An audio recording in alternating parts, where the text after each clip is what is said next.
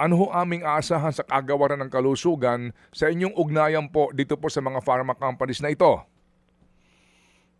Opo, actually, ka-text ko lang po yung, kung di ako nagkakamali, Executive Director ng PHAPI, Pharmaceutical and Healthcare Association of the Philippines Incorporated. Yun yung association nila, no? Isa sa mga konkretong magagawa ng DOH sa ngayon is binibilisan namin yung paliwanag kung mabilis Manong Ted, no? Yung inclusion ng mga gamot sa Philippine National Drug Formulary. Ibig sabihin, dun sa listahan natin, nung mga pinag-uusapan natin na gamot na pangkaraniwan, pagka pumasok ka sa doon ng isang gamot, ibig sabihin mas mabibili siya, mas maraming supply na available. Ang magandang balita sa mundo ng gamot, hindi tayo limitado sa isa o dalawang source lang. Hindi tulad ng crudo na halos nanggagaling lahat sa Middle East. Maraming gumagawa. Ang importante dito, Manong Ted, dapat maipasok sa listahan. So, kaya namin gawin yon para mas maraming kompetisyon at generic. Okay, pero nga po dito ang concern po naman, meron kayong listahan po ng mga gamot na mismo ang DOH po bumibili para sa ating mga kababayan, pero may mga gamot na wala pa pong generics at talagang imported. Mga gamot para po sa cancer patients, iba't ibang cancer po ito. Mga gamot doon sa mga may autoimmune disease. Iba-iba rin po naman yon. At dito po ang mga gamot na ito, sir, pagkamahal-mahal. Wala pa nga po itong krisis na ito. Nagtaas na actually itong mga presyo ng gamot na ito, Doc. Kasi nga po, wala pa po itong generics and yung mga distributors nito, yung mga manufacturers po nito, mga exclusive sa kanila. Tama yun, Manong Ted. Ang tawag namin dyan sa mundo ng medicine at ng DOH, yung mga innovator drugs. Yes. Yung mga innovator drugs, mga on-patent pa yan, no?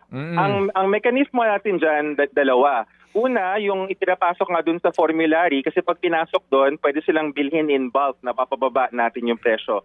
Ikalawa, yung ating Republic Act 9502, Cheaper Medicines Act, iniutos na ng ating Pangulo na aralin kasi may kapangyarihan ng Pangulo ng Pilipinas kung mamarapatin upon recommendation of the Secretary of Health na mag-impose ng maximum drug retail price.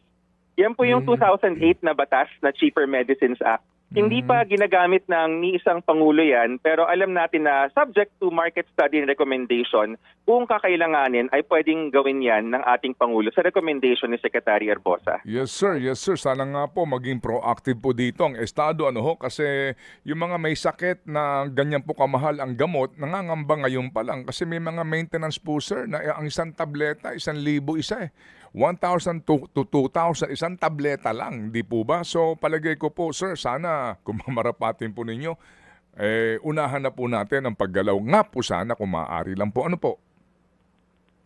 Yes, Manong Ted, may isa pa palang mekanismo maliban doon sa sinabi kong formulary, yung Cheaper Medicines Act. Ang PhilHealth, ang ating PhilHealth, ongoing po yan. Meron nga, naalala ko bigla may board meeting na paparating.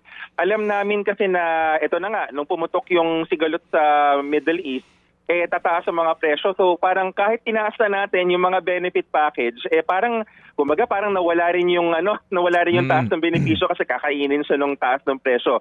So again, tinitignan natin ng isa pang posibleng round ng increase ng benefit packages ng PhilHealth para man lamang masalo natin itong nangyaring ito. Mga kapatid, para sa iba pang mga balita at impormasyon, sundan niyo po kami sa X, Instagram, Facebook at syempre sa TikTok, True Network PH. Mag-subscribe din po kayo sa aming YouTube channel, True Network. May website din po tayo, truenetwork.ph, at pwede nyo rin po kaming mapanood sa Channel 19 ng aming True FM TV. Lagi pa rin makinig sa radyo dito po sa 105.9 True FM dahil dito, lagi po sa'yo, kapatid. Ito tayo sa